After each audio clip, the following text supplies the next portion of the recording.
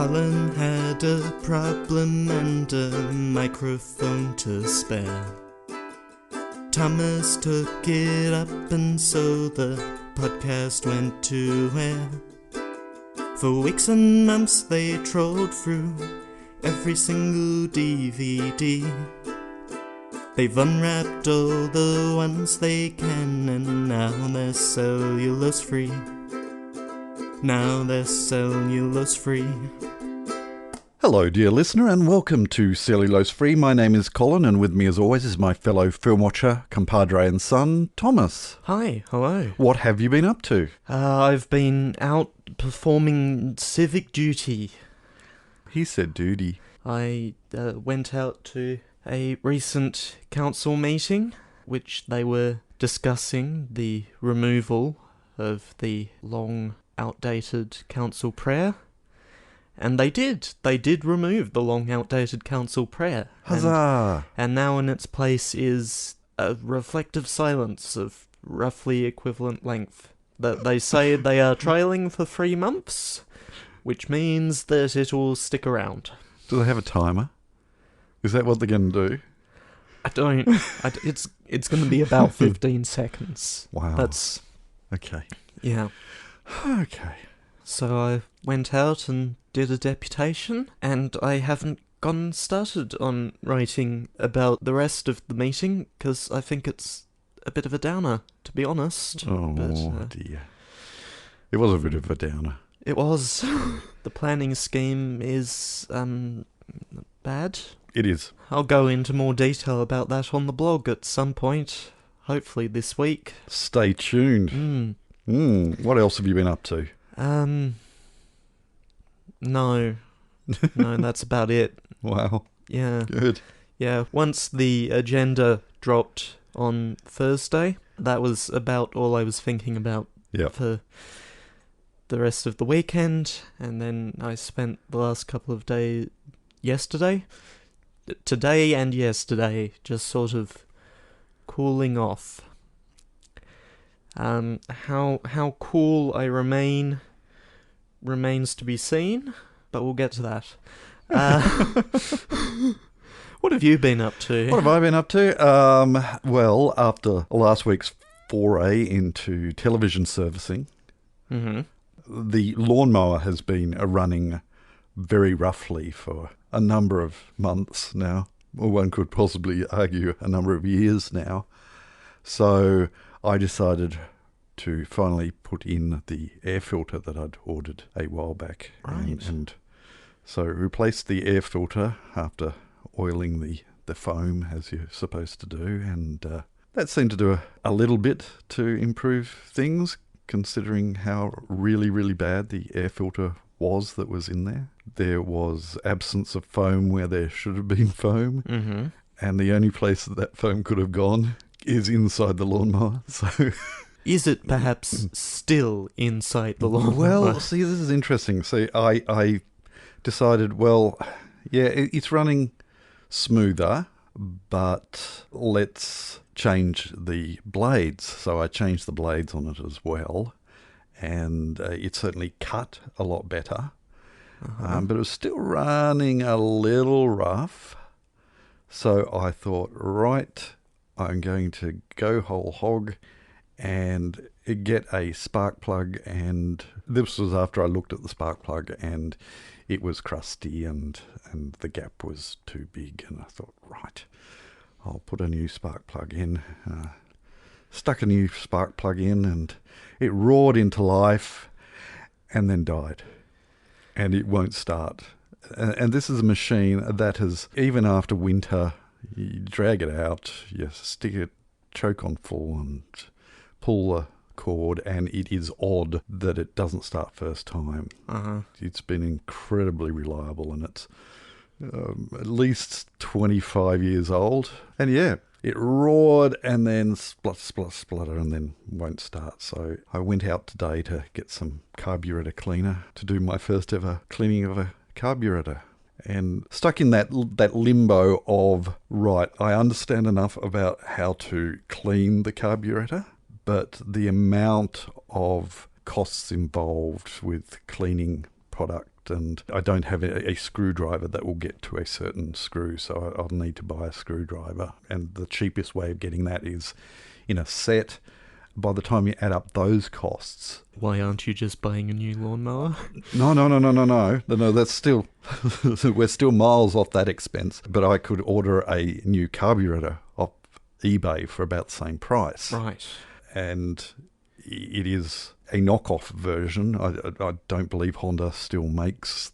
Well, they may do. This particular carburetor has been used on so many Honda products that even a original one shouldn't be too expensive, but quite a bit more than the Chonda, the Chinese knockoff carburetor, is in so many different machines, and it's quite simple in design. I could get one of those for the same price as the tools that I would need to clean the existing one. But that means waiting. And so I thought, no, I'll go get the cleaning products and give that a go. Never done it before. much like the servicing of the television. And so I could kill it even more, and after all of this expense, if that doesn't work, do I then order another carburetor, or do I take it to a service centre that'll charge a large amount of money, at which stage it then starts becoming, would it be cheaper to buy it? And I don't want to. It's a wonderful lawnmower. It has been incredibly reliable, and yeah, I don't know whether that's a sunk cost thing, but I'd like to keep it going. Anyway, so yes, I walked down and to do two different places to get the screwdrivers from one place and the carburetor cleaner from another place, but all in the same area. And by the time I got home, I was pooped, and so didn't get any detaching of carburetor from the lawnmower done today. So stay tuned, dear listener. This exciting lawn, it's almost as good as baseball, isn't it? With any luck, this storyline will conclude by the time we wrap. Oh, I intend to have it conclude well in time for next week's episode. I have that much faith in this little Honda. Yeah, so there.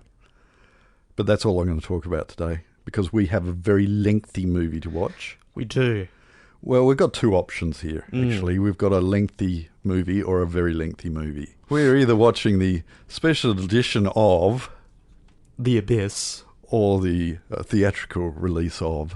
The Abyss. Okay. Now... And looking at just how long the feature is. I think we need to bite the bullet and watch the extended edition. So you want to be sitting here in 171 minutes? Yeah.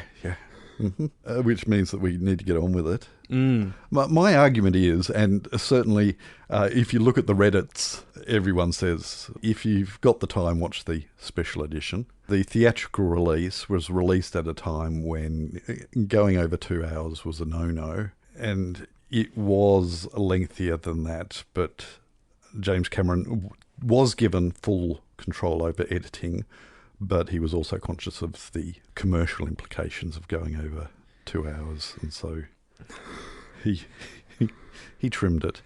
And now we live in an age of 3-hour blockbusters. Exactly right. And later that year, or early the next year, Dances with Wolves came out, which was 3 hours and something. In fact, I think the director's edition of that is closer to 4 hours. Anyway, I digress.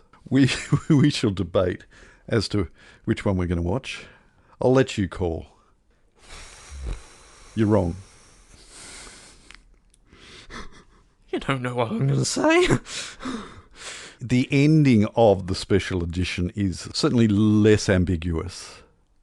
There's certainly less head-scratching watching the special edition. Uh-huh. Yeah. I'm going to read off the back of the case. Okay, please tell our dear listener what The Abyss is all about. In this thrilling underwater action-adventure from writer-director James Cameron, Titanic, Terminator 2, Aliens, a civilian oil rig crew is recruited to conduct a search and rescue effort when a nuclear submarine mysteriously sinks. One diver soon finds himself on a spectacular odyssey 25,000 feet below the ocean's surface, where he confronts a mysterious force that has the power to change the world or destroy it. So, we're going to watch one of those versions. Thomas is going to put the disc into the player after taking out after opening the case. After opening the case, wandering down to my room, checking the discs on the My Movies database to find out which one actually holds which version, and it turns out disc 1 holds both versions, all 311 minutes. So I suspect we may be in for a somewhat compressed... Yeah, I'm not sure how that works, whether they use whole chunks of versions wherever they can, like segments for both films, or I don't know. I'd have to delve into the guts of the disc to determine that. And I can't be bothered. Thomas is going to pick the disc that both versions are on. He's going to stick it into the machine. We're going to watch it, and then if we're still awake, we're going to talk about it. So we shall catch you on the ear underbelly. Turn to side B. No, you were meant to get thematic there. Under the sea. Turn to side C. Okay, I'm stopping. Please.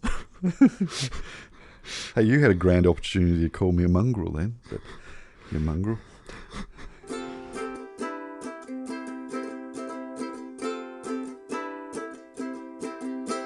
So, what did you think? Okay, first of all... Yes. Let's talk about lies. on the back of the case, it proudly proclaims 16:9 widescreen version, and also the actual feature aspect ratio of 2.35 to 1. This is not a 16:9 widescreen version, though the menus might have misled you to believe. If you'd been paying attention, you would have noticed that the menus were all within the 4x3 safe area. Yes. And of course, when you go to watch the film, it is in letterboxed 4x3 that is then pillar boxed on a 16:9 screen. It was beautiful. And so we watched it zoomed in at lower than DVD resolution. Yes, it stood up reasonably well. I had mostly gotten over it. It was noticeable at the beginning. Yep. And at the very end. Yep. But the rest, I'd pretty much forgotten about it. But... But... all the same... Yes... I would have liked for the 16:9 widescreen version to be in 16:9. Now that suggests to me... What it's suggesting to me is that the authors of the disc were not... You did state when this disc was purchased. 2005. Yes. That was still fairly early days in the authorship of DVDs, so... On sale... with Brazil and Armageddon.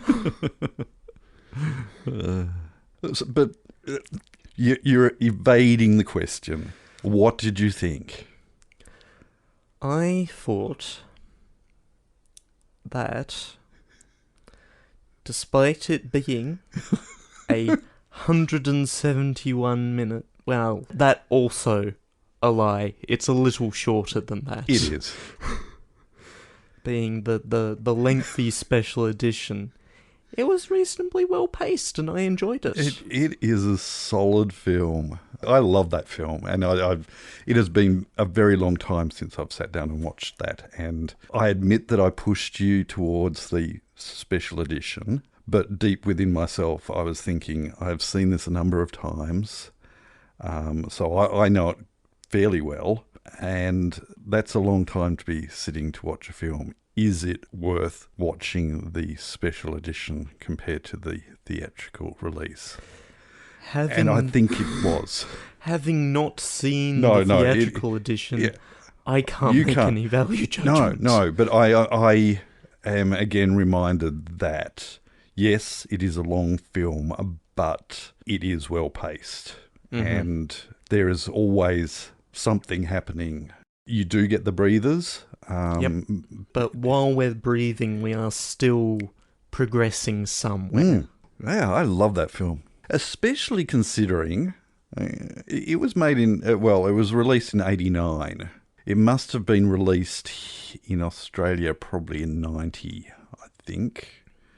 Because I wouldn't have seen it in 89 unless it was around Christmas time. But I did see it at the cinemas and was just absolutely blown away.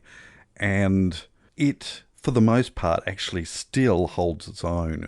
Even though they made a huge song and dance about the revolutionary use of CGI for the water creature and a number of smaller bits that were done CGI. The major part of the effects were miniature model work, and it still looks stunning, I think. That there was one miniatures shot towards the beginning that I think maybe just poorly composited. Right. But other than that, it... Yeah. I still have a problem with the miniature work at the end. And anything above the surface shows its age a lot more, especially when you're dealing with water.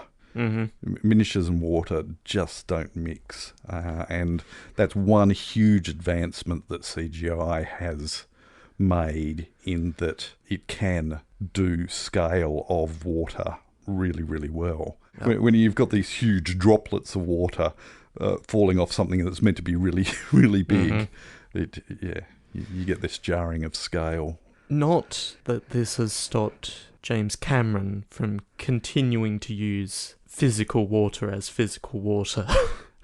And this film was particularly nightmarish, I think would be one word you could use. It did not do good things to anyone working on the film, James Cameron included. Yeah. A number of my notes make mention of how nightmarish filming various scenes would have been. The tanks were behind, and then when they were rushed, they were broken. So, like, you cannot rush anything to do with water. No, you can't. Because water really wants to rush. Yeah, so many things that we've just got one take of this, unless we set ourselves back another umpteen months to clean up afterwards. And the underwater divers who weren't actors and James Cameron would spend hours in the water at a time. The actors got off with just about an hour for each set of shooting. The female lead, what's Mastrantonio. Absolutely hated it. Well, she got a really rough trot because one of the bits that I made a note of was inside that mini submersible as it was filling up with water, and you could tell the discomfort. It was cramped, and you know there was a camera crew inside that little cigar box as well. It was claustrophobic, and I'm quite sure that shivering was not an act, because they would have been reshooting scenes and it was... Mastrantonio said that they never started and finished any one scene in a given day. And at one point during the resuscitation scene, the camera ran out of film, and she was out of there. She stormed off set, and when we're focusing on Ed Harris, she's not there. She's not there. Because she wasn't having it anymore. No. The things we do for art, yes. But impressive performance. There were some cheesy bits, but I forgive the film for those cheesy bits. I think the cheesy bits are largely around the seal going quite mad. Yeah, that's possibly the weakest bit of the whole story, but it's still necessary to happen. So, yeah, you put up with it. And I think his sidekick was unconvincing as well in not recognising. Why are you following him? What? Yes. I get that he has a gun, but you actually have a bigger gun right now, don't you? What? Yeah. Oh, the other thing that I've got as far as when they're running around sealing hatches as the crane was tumbling down, again, even though it was a larger rig, it's still claustrophobic. Mm-hmm. Everyone's running like mad things, including the cameramen, through these narrow corridors. How? Just... breathing fluid. Yes, is a thing. It actually exists. Yep. They made a big thing. I remember watching I think it was Entertainment Tonight or something, that hyped up the fact that there was science behind a lot of this stuff.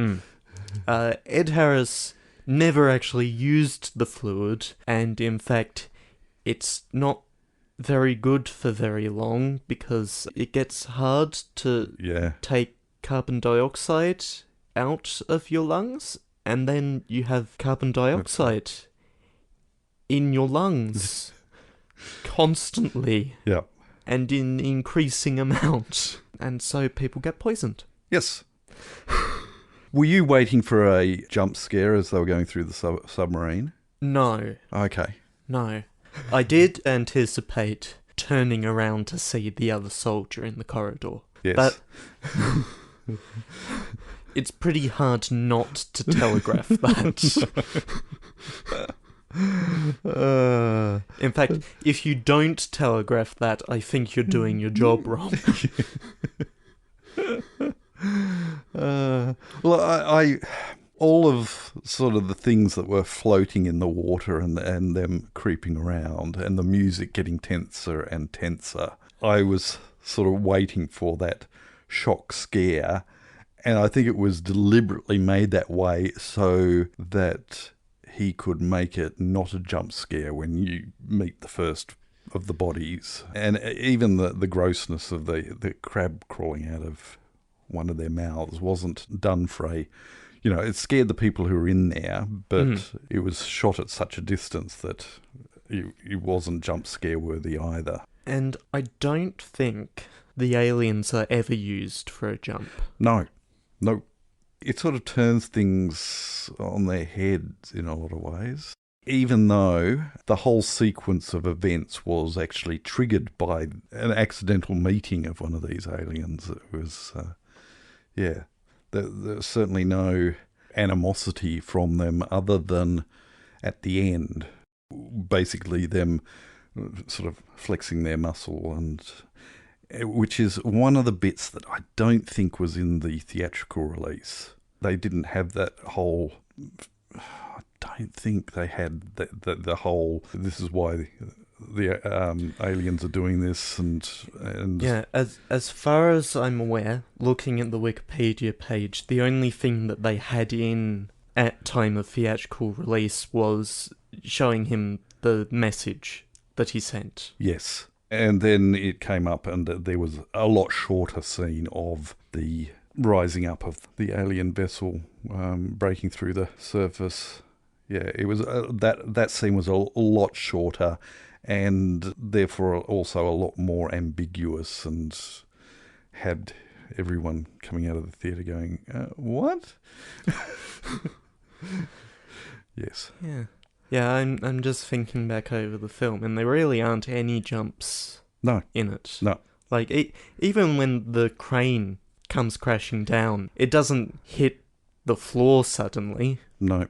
You know it's coming, and then there it is, and everyone has a sigh of relief. And even as it's falling over the edge, that's not a jump. No.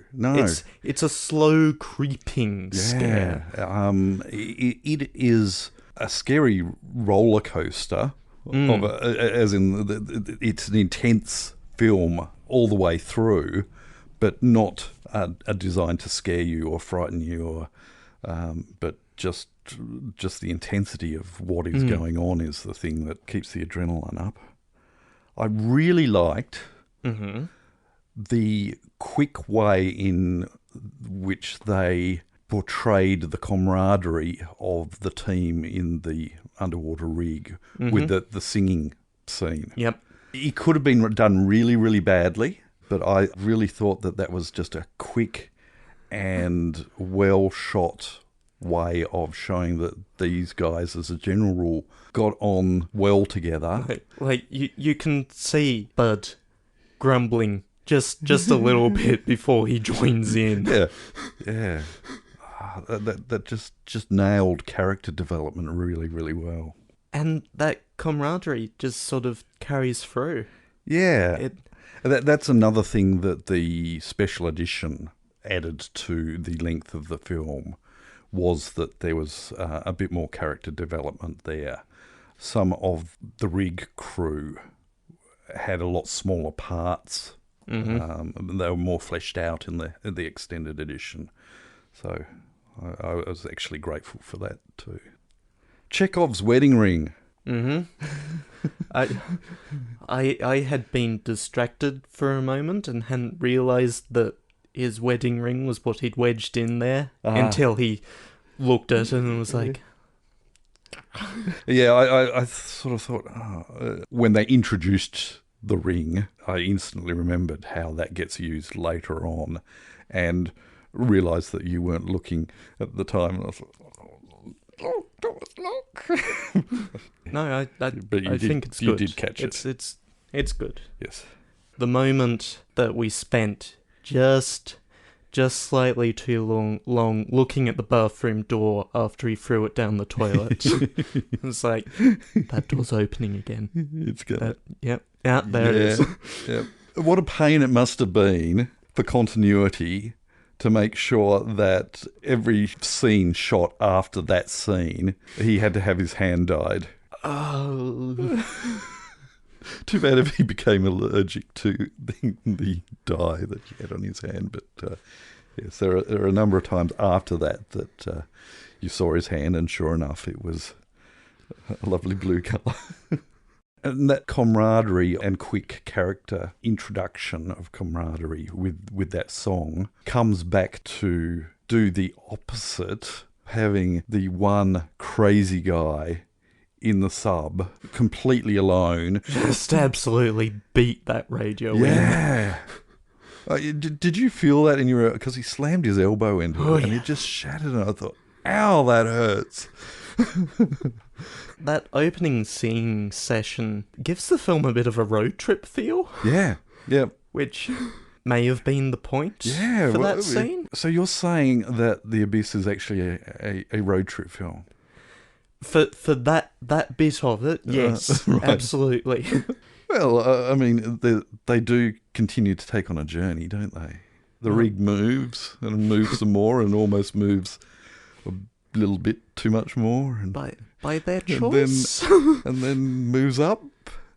And anyway. Moving right along. Yes. Do you have anything else you wish to say about that film? No, it was good. Yeah. Good film. Yep. Thoroughly recommend it. And I did see someone say that James Cameron had instructed them to do a rescan. James Cameron has said some number of times over the past few years that he's doing a 4K redo of The Abyss, which hasn't come out yet. Oh, it still hasn't. Still I got hasn't the impression come out, that it had. Despite several rumours. I suspect if it had, we would have been watching it tonight on Disney Plus and not on DVD. Oh, that is true. Yes, because it's not available on any streaming service. Nope. No streaming, no purchase. Nope. So the question is, do I still hold... Because I can't see us getting 4K anytime soon. No. Given life back to the HD and also... TV. Why? Yes. With the size of TV that we can fit in the space that we have, Yeah. why? And quite selfishly, the way that my eyes are, I would not see the benefit of it either. But I'm assuming there is a reasonable Blu-ray version of it already out. But I must say, I was impressed with the soundtrack that came out of that DVD. The 5.1 treatment was pretty good. Yeah. Anyway, well, I've got nothing else to say about it. But do yourself a favour, if you haven't seen The Abyss, get your hands on it and watch it. No. No. There is not a Blu-ray of The Abyss. Okay, there we go. We can wait. It's been a long time coming, and it still has not. Yeah, the transfer has been done, but he's still wanting to make sure that the colour grade is good and things like that, I believe. And on that note, I think we'll move on. The following segment has no title. Thank you. We start 2 weeks ago. All the way back then.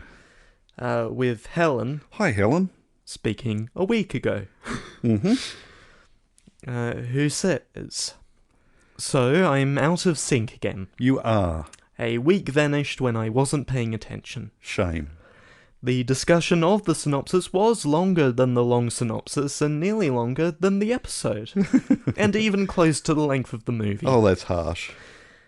I note that there were a number of suggestions made for edits, but I don't think any of them happened. Oh, no. The banter was good enough to leave in, I thought. Having not watched Nosferatu, I probably won't watch this. Mm-hmm. Heck, I struggled to get around to listening to the podcast episode of the film, let alone watching the actual film.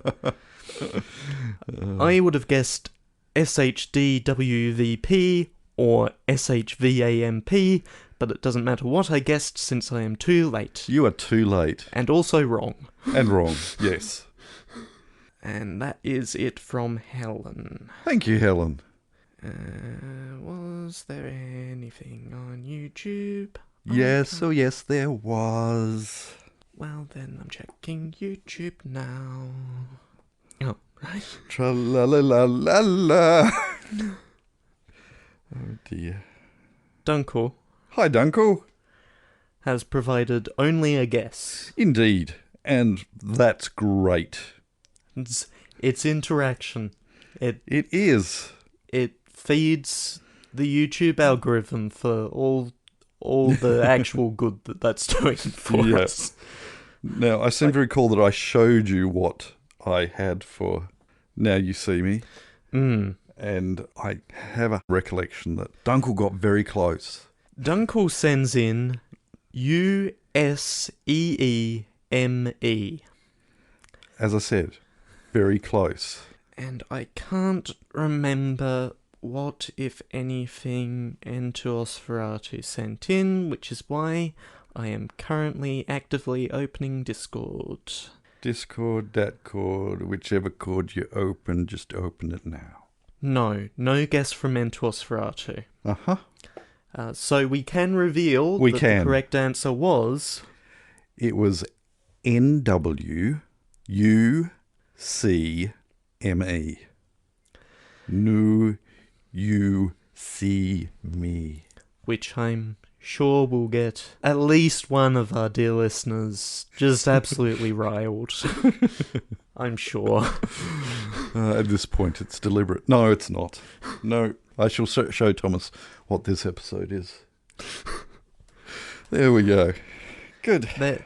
There may, again, be some Rilement. some letters in here that are not in the title of the film. Okay. Thank you, everyone, for all of that. But And Nosferatu didn't send in a guess. no, but I did get that vibe. I was just acknowledging all the guesses that were going on. Hi into Nosferatu. He does say Yes. this movie, speaking of Now You See Me, Yes. definitely falls into the category of My wife watched it once, and I saw bits as I walked through the room doing something else. Ah, one of those films. It wasn't quite interesting enough to stop and watch, but not uninteresting enough to forget. Yep, fair enough. And every time they say the booge, I think of an off-brand Beej. Beej is one of the people over at Loading Ready Run. Ah, yes. Also their business manager and merch organizer. So You've interacted with. I have. Wow. I have. He paid me money and shirt, and the shirt is still yet to arrive, but we can thank Aramex for that. Has it got through customs? It has got through customs. Good. It is in Aramex's hands. They're juggling it as we speak, Mm. playing football with it in a storeroom. Apparently it was shipped with priority, but Good. They have a good understanding of priorities. well, UPS spent weeks holding on to it over in the US, Yeah. and some value of priority. Mm-hmm. Well, thank you everyone for all your comments and contributions. We shall move on. Pick a film for next week so we can go to bed. And it's your turn. It is my turn. I have 2 films left on this podcast Wow. in regulation. I'm getting sad now. And I have my last film decided. Uh-huh. So we're getting the dregs next week then. And I am throwing out what I had originally had You're playing my as little the trick. other film Even though I on haven't. my list. So I don't know what. Can you tell me what you're throwing out? I was throwing out Where the Wild Things Are. Oh, good. Good. I'm glad you're throwing that out. Okay. Glad we're on. Mind you, possibly a revisit might have changed my mind, but I doubt it. And so I've been looking back over my full list Yep. that still has like 50 films on it.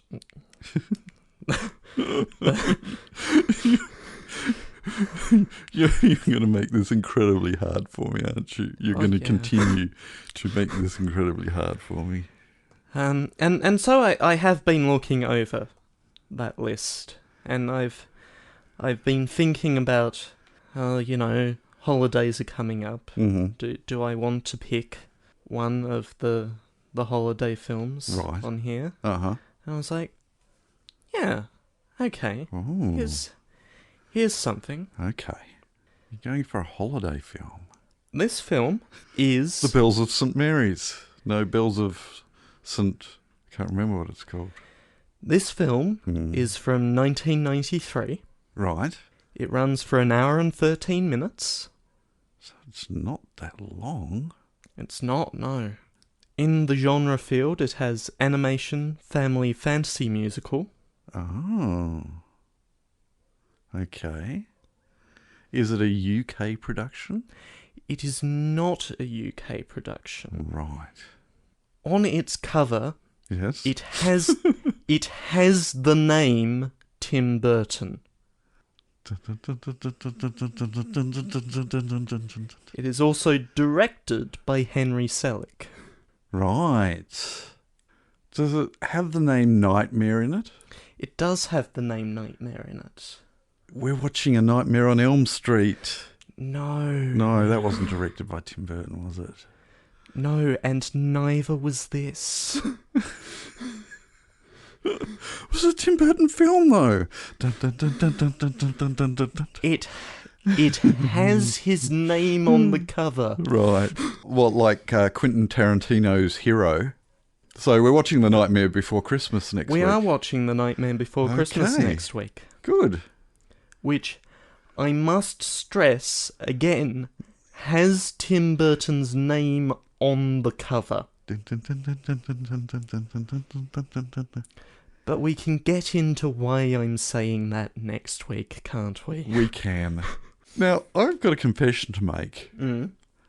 I have seen a lot of this film, Yes. but I do not know whether I've seen it from beginning to end. Right. And speaking of the director... Yes, Henry Selick. Yes, I saw his latest very recently. That you did. I'm trying to think what it was. Wendell and Wild? Yes, it was Wendell and Wild. And I wanted to like it a lot more than I actually did. It was okay. That's the impression I've been getting from things I've been hearing. Yeah, it was sort of throw a lot of things at the wall and hope that all of it sticks, but not a lot of it did for me. Anyway, I digress. It's beside the point. It is. Next week we are watching Tim Burton's A Nightmare Before Christmas. Would you tell our dear listener what this short, quaint little film is all about? Can Christmas be saved? Bored with the same old scare and scream routine, Jack Skellington, the Pumpkin King of Halloween Town, longs to spread the joy of Christmas. But his merry mission puts Santa in jeopardy and creates a nightmare for good little boys and girls everywhere. That's the first part of a second and final cellulose-free holiday special. Regulation. Yes. We hope that you can join us when we watch A Nightmare Before Christmas. The Nightmare Before Christmas. Yes, sorry. I have Definite said article. the before, haven't I? I have been saying the. Hang on, let's wind it back. The Nightmare Before Christmas. Yes, I did. Okay. We hope you can join us when we watch The Nightmare Before Christmas. But until then, we'll catch you next time. Bye. You have been listening to Cellulose Free. Your hosts were Colin, who produces and edits the show, and Thomas, who makes the artwork and music. Cellulose Free is recorded in the Deranged Cat Studios in scenic Tasmania, Australia. We keep track of our extensive physical media collection through My Movies, which we highly recommend. You can find links to that, as well as other places you can find us in the show notes. Cellulose Free is a Hi Hello production.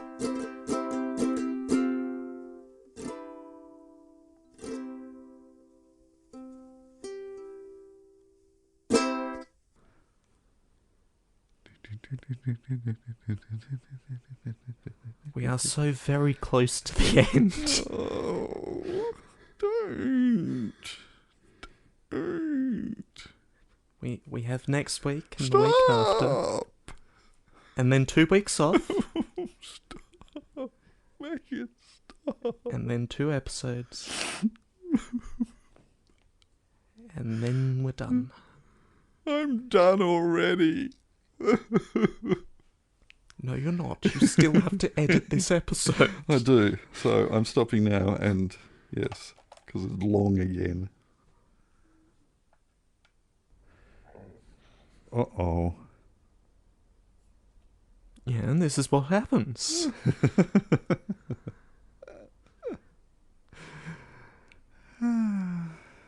Grease voice and gurgly throat. Grease throat and gurgly... Sorry, grease voice? Yes. Grease voice and gurgly throat. That's going to be the name of our next podcast. Only eating greasy foods. That's right. Right before we record. Yes, like minutes before we record. We'll be visiting some of the world's best greasy food joints just to determine how much of a grease voice and a gurgly throat it will produce. All right. I give tonight's meal 2 gurgles out of 5. Oh, wow. You're being very generous there. I only give it 1 grease throat. Oh. Except I gave it a grease throat again. Can I ever get this right? It's grease voice and gurgly throat. But only 1 grease voice. Could be worse. Could be lens flare and camera shack.